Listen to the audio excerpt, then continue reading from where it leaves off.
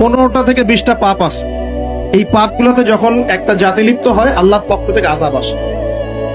কয়েকটা কথা বলছি। পাপগুলোর মধ্যে একটা হচ্ছে যে যখন মানুষ বস্তুবাদী হয়, বেশি বস্তুবাদী মানে দুনিয়া নিয়ে খুব বেশি ব্যস্ত, পরকালের ফিকির কম, আল্লাহকে ভুলে গেছে। তারপরে যখন আমানত উঠে যায়, আমানত কি হয়? উঠে যায়। তারপর যখন গনিমতের মাল মনে করে আমানত মানুষ খেয়ে ফেলতেছে, আমানত রাখা হয়েছে, গনিমতের মাল মনে করে খেয়ে ফেলে। যখন মানুষ এই মাকে কষ্ট দেয়, মাকে কষ্ট দিয়ে মানে মায়ের সাথে খারাপ ব্যবহার করে, বউয়ের আঁচল ধরে বসে থাকে। যখন মানুষ বাবাকে দূরে ঠেলে দেয় আর বন্ধু বান্ধবকে কাছে টেনে নেয়। তারপরে আছে যখন গান বাজনা বাদ্যযন্ত্র বেশি হয়, মানুষের কানের কাছে যখন বাদ্যযন্ত্র বাজতে থাকে, মানে হেডফোন দিয়ে গান শুনছেন, এখন কানের কাছে বাদ্যযন্ত্র বাজছে।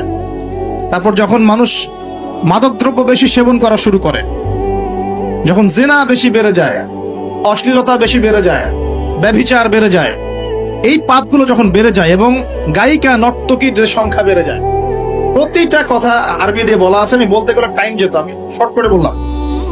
এই কাজগুলো যখন একটা সমাজের মধ্যে বেশি হয়, তখন ওই জায়গায় আল্লাহর পক্ষ থেকে 2টা মারাত্মক মানে আযাব আসে। তার মধ্যে একটা হচ্ছে মহামারী, একটা হচ্ছে এই ভূমিকম্প। আর ভূমিকম্পের সাথে চলে আসে ভূমি ধস, মানে ভূমি ধসে যায় এবং চেহারার আকৃতি পরিবর্তন হয়। আর একটা কি, হ্যাঁ, গরম বাতাসের আযাব আসে। এই গরম বাতাসের আযাবটা এখন আসে নাই, আমি শেষ জামানার হাদিসগুলো টুকটাক গবেষণা করে মনে হচ্ছে অচিরেই গরম বাতাসের একটা আযাব আসবে বিশ্বের দিকে। এবং নাসাও এটা নিয়ে গবেষণা করছে অলরেডি।